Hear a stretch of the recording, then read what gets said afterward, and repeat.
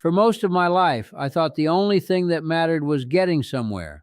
Then one morning at 73 years old, I woke up and realized I had spent my whole life climbing toward an answer that was never going to make me happy. My name is Harold. I'm 73 and I have been asking the wrong question for as long as I can remember. The question was always the same. How do I become successful? I asked it when I was a boy sitting at the kitchen table while my father counted bills with tired hands. I asked it when I was 20 and sweeping floors in a warehouse looking at the men in suits who came through the front office. I asked it when I got married, when my first son was born, when we bought our first little house with the cracked driveway and the leaky roof. Every year of my life I kept asking that question, and every year I thought the answer was just a little farther ahead. When I was young, success looked simple. It looked like money. Not a great fortune, not a mansion, not fancy cars. I didn't care about any of that. I just wanted enough money so I would never have to worry the way my parents did. I wanted to walk into a grocery store without counting every dollar in my pocket. I wanted to pay my bills on time. I wanted to sit at the dinner table without that quiet feeling in the room when everybody is pretending everything is fine. So I worked. I worked hard enough that people noticed. I was always the first man through the door in the morning and the last one to leave at night. By the time I was 30, I had a better job. By 40, I had an office with my name on the door. By 50, people in town would shake my hand and say I had done well for myself. And every time somebody said that, I smiled and nodded because I thought I was supposed to. But if I'm being honest with you, I don't remember much about those years except being tired. I remember driving home in the dark after another late night at work. I remember loosening my tie in the driveway and sitting in the car for a minute before going inside because I knew the kids were probably already asleep. I remember my wife, Susan, standing at the kitchen sink with one small light on over the stove, asking me if I was going to be home for Tommy's baseball game on Saturday. And I remember saying, "I'll try." Those two words followed me through most of my life. I'll try.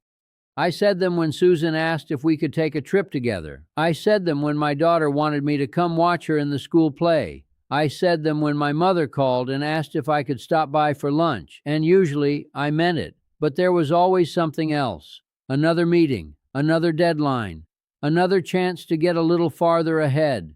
I told myself I was doing it for them. That's what men like me always said. We said we were sacrificing. We said we were providing. We said there would be time later.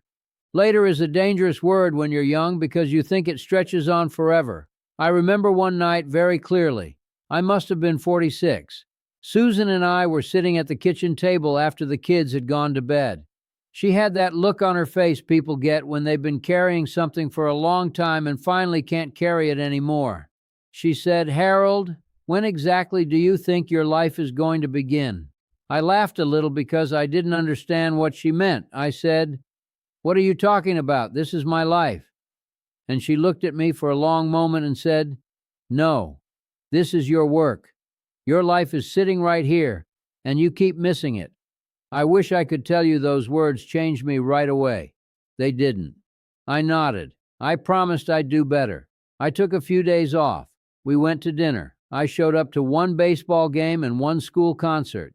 And then little by little, I slipped right back into the same old life. Because I was still asking the wrong question. I still wanted to know how to become successful. And the trouble with that question is that there is never a final answer. You make a little more money, and then you think maybe you need a little more. You buy a nicer house, and then you think maybe you should move to a better neighborhood. You reach one goal, and before you even have time to enjoy it, you've already made another one. You spend your whole life chasing something that keeps moving farther away. Then one day, if you're lucky, life stops you long enough to make you look around. For me, it happened after Susan died. She passed away 6 years ago. Cancer, 48 years together, and suddenly the house was quiet.